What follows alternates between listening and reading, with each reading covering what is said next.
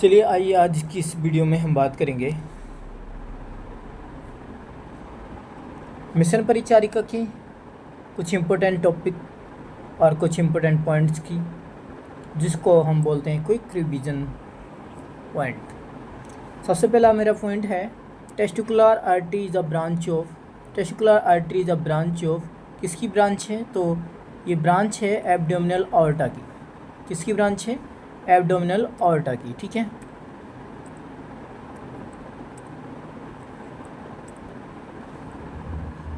बात करते हैं नेक्स्ट नंबर की। तो नेक्स्ट नंबर है मेरे पास first bone of to ossify clavicle. Clavicle को हम कॉलर बोन भी बोलते हैं।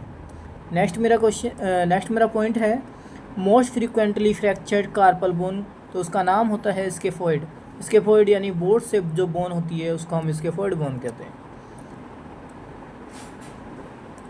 नेक्स्ट पॉइंट है मेरा epithem of the deformity in the scene of. तो किसकी वजह से एपिथम्ब डिफॉर्मिटी देखने को मिलती है? तो ये होता है मीडियन नर्व। ये मीडियन नर्व की वजह से हम एपिथम्ब ऑफ डिफॉर्मिटी देखने को मिलती है। बात करते हैं which nerve is known as the musician nerve. इसको कहते हैं हम कौन सी नर्व? म्यूजिशियन नर्व कौन सी है? Ulnar nerve is a musician nerve. Winging of scapula किसको कहा जाता है? तो लॉन्गिंग थोरैक्सिक नर्व को कहा जाता है विंगिंग ऑफ स्कैपुला। पुलिसमैन है जो ये है पुलिसमैन टिप हैंड किसको कहा जाता है? तो इरप्स पाल्सी। किसको कहा जाता है? इरप्स पैरालिसिस या इरप्स पाल्सी को कहा जाता है पुलिसमैन है। Strongest ligament of the body कौन सा स्ट्रॉन्गेस्ट लिगामेंट है जो बॉडी का? वो है iliofemoral ligament of the body is called क्या? Strongest ligament. Longest muscles of the body कौन सी है? Sartorius muscles. कौन सी? Sartorius muscles. Vessel use in coronary artery bypass graft में कौन सी वेसल्स को यूज़ किया जाता है? तो हम करते हैं कौन सी? इंटरनल मेमोरी आर्टरी को हम vessel coronary artery bypass CABG में हम यूज़ करते हैं। ठीक है, नेक्स्ट है मेरा which muscles is also known as the peripheral heart और second heart of the body. तो soleus muscles in the leg, soleus muscles है जो कि लेग के अंदर है, उसको हम पेरिफेरल हार्ट ऑफ द और second heart of the body कहा जाता है उसको। Sterna angle of the bifurcate of the trachea. Sterna angle जो है वो बाइफरकेट कहाँ पे होता है ट्रेकिया में? तो कहाँ पे होता है? T4 लेवल पे। कहाँ पे? T4 लेवल पे। मसल्स ऑफ हॉरर को क्या नाम है? उसका नाम है platysma is the muscles of horror. Blastocyst formation done at the day after the fertilization. Blastocyst कब बनता है? तो डे आफ्टर द फर्टिलाइजेशन। ठीक है, implantation occur at the 6th day after the fertilization, complete on the 10th to 11th day. कब complete होता है? 10th to 11th day पे ये कंप्लीट होता है क्या? फर्टिलाइजेशन के बाद।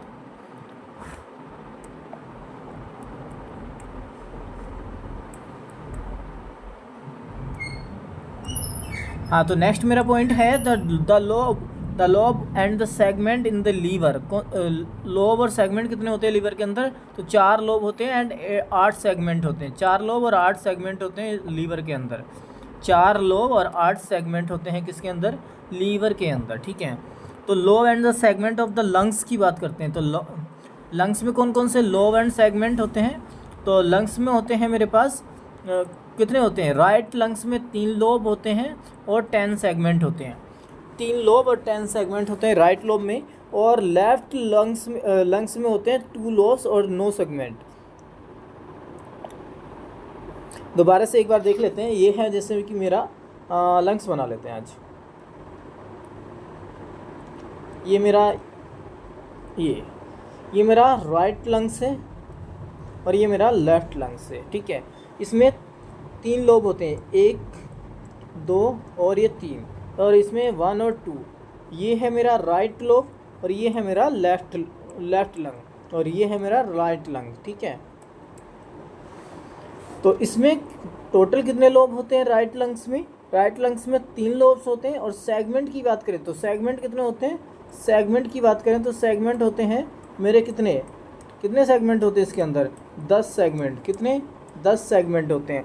और लेफ्ट लोब लंग्स में कितने लोब्स होते हैं? 1 और 2 लोब्स होते हैं और 9 कितने होते हैं? सेगमेंट होते हैं। सेगमेंट मतलब एक कम हो जाता है। नैरोस्ट पार्ट ऑफ द ईसोफेगस को क्या बोला जाता है? तो ईसोफेगस का जो नैरोस्ट पार्ट होता है उसको क्या बोलते हैं? Cricopharynx at the root of the neck. Cricopharynx at the root of the नेक।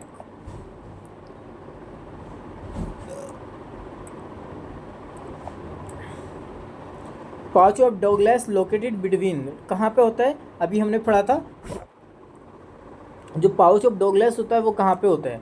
तो जैसे कि मैं एक कहते ना, ये मैं बनाता हूँ ब्लेडर और ये मेरा बनाता है यूट्रस और ये होता है तुम्हारा रेक्टम है। तो जैसे कि ये तुम्हारा बना ब्लेडर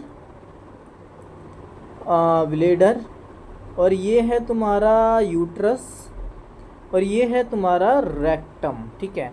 तो रेक्टम और यूट्रस के बीच का जो स्पेस होता है इसको कल्डे सैक या फिर क्या बोलते हैं? पाउच ऑफ डगलस बोलते हैं, रेक्टम ऑफ यूट्रस। और ये जो मेरा यूट्रस और ब्लेडर का इसको बोलते हैं वेसाइको यूरेटल इसको बोला जाता है, ठीक है। Parotid gland in duct is parotic जो ग्लैंड या duct is known as the Stensen's duct, इसको क्या बोला जाता है? Stensen duct. Submandibular gland duct also known as the Wharton's duct.